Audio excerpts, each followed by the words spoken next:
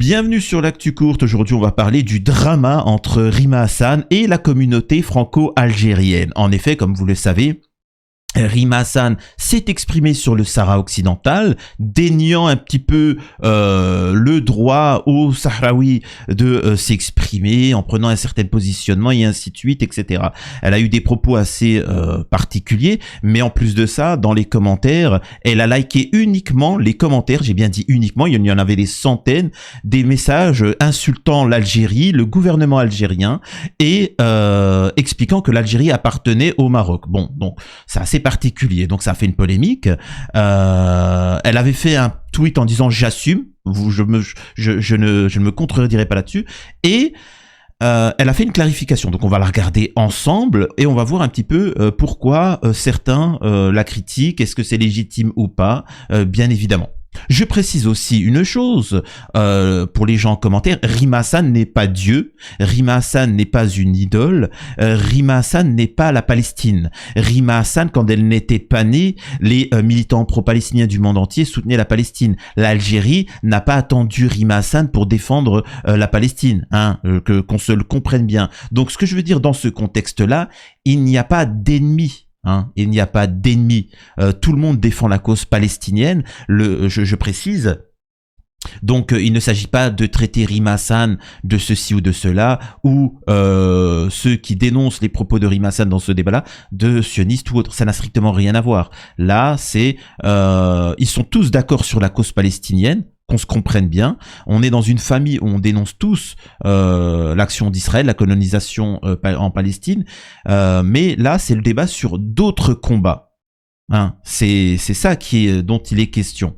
Alors, et on a un article d'Info Minute qui a discuté avec Rima Hassan, qui dit selon plusieurs sources, Mélenchon aurait fait pression sur Rima Hassan pour adopter une position crédible sur le Sahara occidental en reprenant plusieurs éléments de langage en faveur du Maroc sur le dossier. Et LFI veut se distancier du Polisario et de l'Algérie. Qu'est-ce que vous voulez que je vous dise? Après ça, bon, ça c'est chacun se positionne. Le problème, c'est que Rima Hassan a expliqué qu'il ne fallait pas, comparer. C'est pas la même chose. La Palestine et le Sahara occidental, ce n'est pas la même chose. La problématique, c'est que tous les militants, avant même que Rima Hassan ne naisse, palestiniens, ont toujours soutenu le Sahara occidental. Le Sahara occidental a toujours soutenu la Palestine. Et d'ailleurs, c'est pour ça que le Sahara occidental est comment on appelle ça? Et actuellement sous domination du régime monarchique marocain, et c'est pour ça qu'aussi que le régime monarchique marocain a pactisé avec Israël dans cette optique-là. Et c'est pour ça d'ailleurs qu'il y a beaucoup de Marocains qui nous suivent, et qui sont même pour que le Sahara occidental appartienne au Maroc, mais qui disent on n'a pas à pactiser avec Israël. Vous voyez ce que je veux dire? Donc c'est un débat un petit peu sans fin, etc. Mais là n'est pas la question. Donc on a ici des personnalités de la résistance palestinienne de longue date et sahraoui qui expliquent qu'ils sont unis, hein, qui sont unis contre la lutte contre l'impérialisme et la colonisation. Donc quand Rima Hassan critique en soi tous les défenseurs de la Palestine des Palestiniens, c'est quand même assez particulier. C'est ça qui a dérangé plus qu'autre chose. Mais soyons honnêtes, on va regarder la réponse de Rima Hassan et ensuite ce que les franco-algériens disent sur le sujet. Alors ça, c'est ses tweets. Malheureusement, moi je suis quelqu'un d'honnête. Son tweet qui avait fait polémique a été partagé, mais sa clarification n'a pas été partagée sur YouTube ni sur X. Et il faut savoir être honnête et partager quand une personne décide de faire une clarification. Mais bon. Donc voilà, clarification.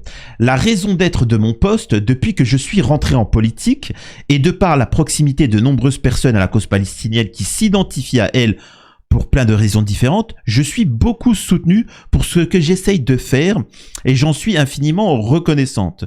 Mais je suis aussi parfois coincé et étouffé dans les divisions et tensions entre Marocains et Algériens.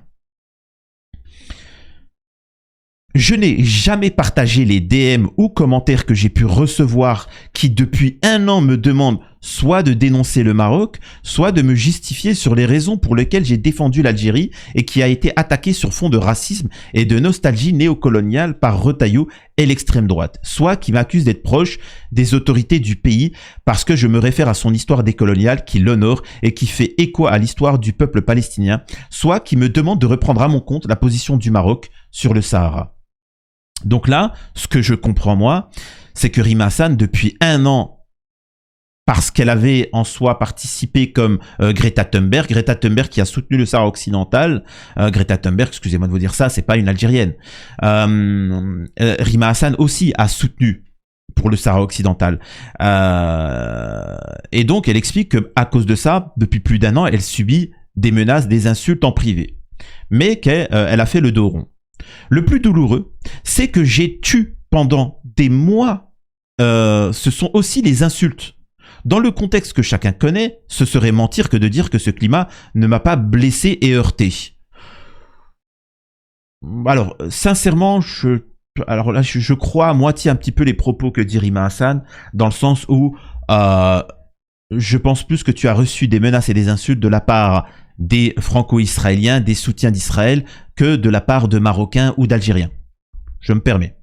Bref, si je ne donne pas suite à telle ou telle demande, ou si je me justifie pas sur ceci ou cela, je suis soupçonné d'avoir quelque chose à cacher ou à me reprocher pire, d'agir par calcul et manipulation.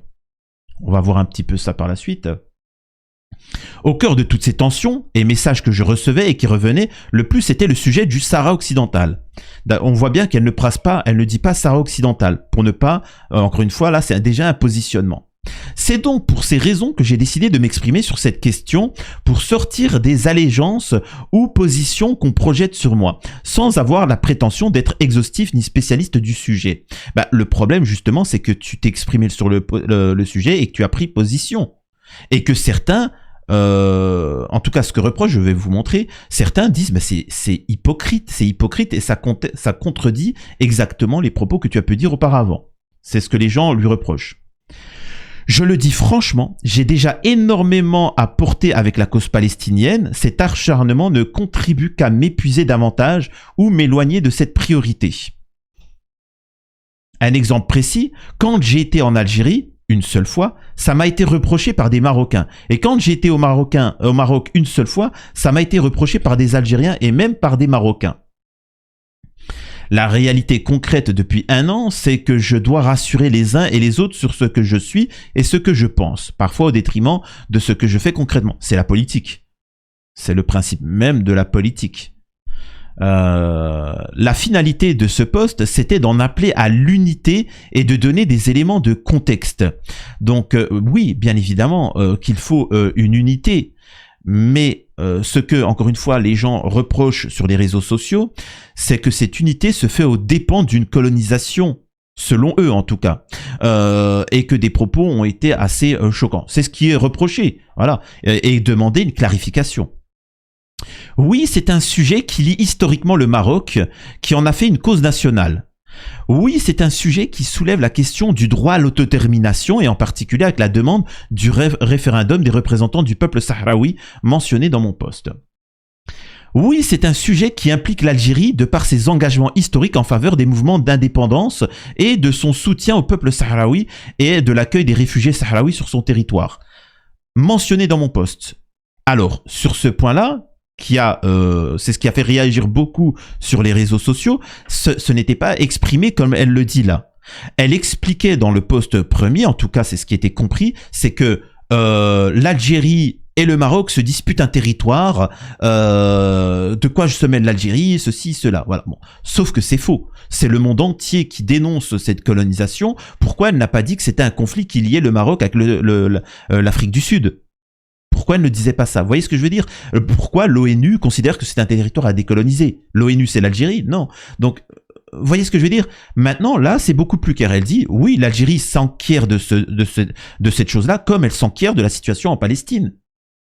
L'Algérie n'a rien à gagner en Palestine. Elle va pas gagner un territoire. Elle ne gagne pas d'argent. Au contraire, elle perd de l'argent, elle perd des alliés et elle perd beaucoup de choses, l'Algérie, pour son soutien à la Palestine.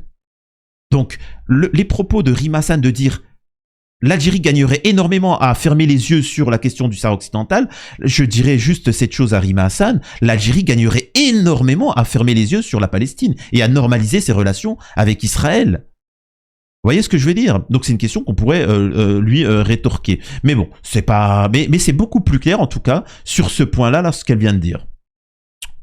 Oui, c'est un sujet qui nécessite de comprendre le droit du droit international. Oui, c'est un sujet qui a été investi par des réseaux israéliens, créant de faux comptes sur les réseaux pour alimenter l'animosité entre les différents camps. Effectivement, sur ce point-là, voilà. J'entends et je comprends les avis et les engagements et même les sensibilités sur le sujet et j'ai émis mon humble avis qui consiste à dire que rien ne pourra être fait sans des négociations et accords avec le peuple sahraoui dans le cadre d'un renouveau des relations algéro-marocaines qui ont tant à gagner, voilà, là ça par contre ça c'est problématique cette phrase-là, à s'unir plutôt qu'à se diviser. Je réaffirme ici cette position. Encore une fois, si tu veux parler du Sahara occidental, c'est ce que les Franco-Algériens disent, tu as le droit, tu parles. Mais pourquoi tu t'ingères sur la politique algérienne? Tu n'es pas algérienne, ce n'est pas toi. Alors peut-être qu'en France, c'est ce que certains disent, elle a pris le melon au point où elle peut décider de la politique algérienne. C'est-à-dire que là, ce qu'elle est en train de dire, c'est que l'Algérie devrait normaliser ses relations avec le Maroc et donc aussi Israël et ouvrir les frontières et faire... Et certains Algériens disent ne t'occupe pas, ne t'occupe pas de la politique algérienne, ne t'occupe pas. Elle sait ce qu'elle a à faire. Donc voilà, c'est les critiques qui lui sont émises. Encore une fois, vous me dites en commentaire vous ce que vous en pensez. Oui, je dois le dire ici, ce n'est pas à moi qu'il revient de résoudre cette question et chacun doit aussi comprendre que je dédie l'essentiel de mon énergie sur la question du génocide en cours. Retour sur les tentatives de buzz. La question du like. Je dirais même plus des likes. Je m'en suis expliqué à beaucoup d'entre vous en DM, en défilant et en traitant les 3000 commentaires que j'ai likés sans le vouloir, un commentaire, sauf qu'il y en avait plusieurs, qui évoquaient un projet du Grand Maroc. Je m'excuse auprès de ceux qui ont vu une remise en cause de l'intégrité du territoire algérien, j'ai fini par retirer tous les commentaires. Il n'y a pas de souci. C'est une clarification claire et nette. Rima Hassan te dit, bon voilà, si ça a été pris dans ce sens-là, c'était pas du tout voulu. C'est tout, donc c'est clair. Et je précise encore une fois, il était tout à fait légitime quand par exemple la Rima Hassan dit tentative de buzz, ça c'est taquin. Là ce qu'elle fait c'est taquin. C'est-à-dire qu'elle critique un petit peu les Franco-Algériens qui ont dénoncé ce genre de choses. Non, ce n'est pas une tentative de buzz. Ils protègent leur patrie comme ils défendent la cause palestinienne, ils défendent la cause d'autres et donc aussi de leur pays. Et ils ont demandé surtout une clarification, ce que Rima Hassan fait ici. Donc vous voyez, donc c'est clair. Donc elle dit, non, excusez-moi de dire ça, je m'excuse auprès de ceux qui ont vu une remise en cause, ce n'était pas du tout mon intérêt, et il n'y a pas de souci. Je regrette aussi le manque de bienveillance et la recherche du buzz sur cette maladresse. La question de la photo avec des associations du Front Polisario. Cette photo a été prise durant la campagne, la fin d'un meeting et non d'un événement avec des associations proches du Front Polisario. J'ai tout simplement accepté de prendre une photo avec ceux qui me l'ont demandé, comme j'ai l'habitude de la faire à la fin de chaque prise de parole. Après, toute la question est de savoir à quel point j'ai été utilisé malgré moi. Ça fait partie de cette réalité d'exposition qui me dépasse, avec laquelle j'entends encore composer. La question de la comparaison Sahara-Palestine, Sahara occidental, encore une fois, elle a pris position sur la... Voilà, bon, voilà, qu'est-ce que vous voulez que je vous dise? Je ne peux pas accepter qu'on laisse dire que ce que vit le peuple palestinien, c'est exactement ce que vit le peuple sahraoui. C'est un avis et vous avez le droit d'être en désaccord sans m'insulter ou chercher à me discréditer. Je m'appuie sur deux réalités. Donc là, elle explique qu'on ne peut pas lui reprocher de dire que le Sahara occidental, c'est pas la même chose que la Palestine. Ce qui est reproché à Rima Hassan, c'est ça. Nous avons ici Rima Hassan qui explique que la Palestine la Kaneki, même combat contre le colonialisme. Israël est une puissance occupante, ce qui a été rappelé par la Cour internationale de justice. Je rectifie donc pour BHL, l'Ukraine et la Palestine, c'est le même combat. Et donc, Rima dit, il faut vraiment arrêter de comparer la Palestine à la question du Sahara. Donc là, c'est des gens qui lui remettent en question, qui ne tombent pas sur Rima Hassan, bien évidemment. On est tous là pour lutter contre le colonialisme, surtout en Palestine. Mais trouvent une incohérence dans le discours de Rima. On poursuit. N'hésitez pas à me dire au fur et à mesure en commentaire ce que vous pensez de cette situation. La première est la finalité la première, c'est la finalité génocidaire. Nous assistons à une tentative de faire disparaître physiquement le peuple palestinien par une colonisation de peuplement qui tue tous les jours et des bombardements incessants contre des civils depuis 2 ans. Non, c'est depuis même bien plus longtemps, mais bon, bref. La deuxième porte sur la nature du conflit. J'ai évoqué la dimension régionale pour mettre en exergue que la Palestine connaissait une colonisation qui s'inscrivait dans un agenda colonialiste impérialiste occidental. Ce n'est pas le cas sur le cas du Sahara. D'ailleurs, même certains dirigeants parlent d'un conflit arabo-arabe. Oui, mais en fait, c'est ce que aussi les gens sur Twitter ont répondu. C'est pas parce que des Arabes génocident d'autres Arabes, c'est pas parce que des Arabes colonisent d'autres Arabes que c'en est moins grave que des Occidentaux, que des Blancs qui fait ça. Si il y a de l'esclavage d'hommes noirs par des Occidentaux, c'est grave. Mais ça l'est tout autant si c'est des Arabes, si c'est des Japonais. Les Japonais ont commis l'esclavage contre les ressortissants chinois et coréens. C'est pour ça qu'il y a des tensions entre le Japon et la Corée. C'est pour ça qu'il y a des tensions entre la Chine, la Corée du Nord et du Sud, hein, contre le Japon. Parce que le Japon a été un empire colonial, esclavagiste. Et c'en est pas moins grave. Hein, ce n'est pas moins kawaii, si vous voyez ce que je veux dire. Donc voilà. On peut avoir un avis différent que le mien et que je respecte. Je dénonce ici juste l'instrumentalisation qui en est faite. Merci, j'espère avoir été comprise. C'est bien, il y a eu des clarifications. Maintenant, on ne peut pas contester le droit à des militants palestiniens, pro-palestiniens de longue date, de se poser des questions ni de faire valoir leurs mots. C'est pas une secte. Faut bien le comprendre. Je suis désolé de dire ça. Malheureusement, je vois des dérives sur les réseaux sociaux. Ça devient sectaire. La cause palestinienne devient sectaire. Quand même, c'est quand même particulier. La cause palestinienne n'est pas tenue par une personne. Pour prendre exemple, il est vrai qu'en France, Mélenchon est l'un des seuls partis politiques, il y a aussi Dominique de Villepin, à avoir dénoncé la situation en Palestine, et donc qui est classé à l'extrême gauche, et c'est tout à fait honorable, hein, c'est l'un des seuls qui a une colonne vertébrale, mais il ne faut pas lier ça à la gauche. Il y a énormément de partis en Pologne, l'extrême droite polonaise soutient la Palestine, dénonce Israël. L'extrême droite, oui. Il y a des pays où la gauche est au pouvoir et soutient Israël. La cause palestinienne n'est pas d'un fait, elle n'est pas d'un parti, elle n'est pas de ceci ou cela. Donc ne vous remettez pas en question, ce n'est pas... Enfin, vous voyez ce que je veux dire ? Donc j'espère que ça a été clair, ça a été clarifié, que tout le monde a un petit peu compris les enjeux et qu'on avance encore plus pour lutter. Encore une fois, c'est électoraliste, hein. Tout ceci là, ce que je vous ai montré, c'est électoraliste. Il y a les prochaines élections présidentielles. Le groupe LFI Mélenchon ont décidé de choisir le camp du Sahara marocain et de l'électorat marocain pour les prochaines élections, pensant et a raison, je pense, que les Franco-Algériens, de toute façon, voteront pour la LFI quoi qu'il se passe. Peu importe ce qui se passe, les Franco-Algériens voteront LFI. Le problème, c'est qu'encore une fois, il y a Dominique de Villepin qui est présent, et donc qui est une alternative. Donc, Mélenchon a fait ses calculs, a dit mieux vous soutenir les Marocains pour la future élection que les Algériens. C'est un choix. Ça ne veut pas dire que Rima Hassan ou Mélenchon sont hypocrites ou non. Non, c'est juste électoraliste. Dites-moi vous en commentaire ce que vous en pensez. Je rappelle encore une fois à tous ceux qui vont écrire un commentaire, ici, vous êtes tous pro-palestiniens. Donc s'il vous plaît, ne vous tombez pas dessus de manière trop véhémente. À la prochaine sur l'actu courte.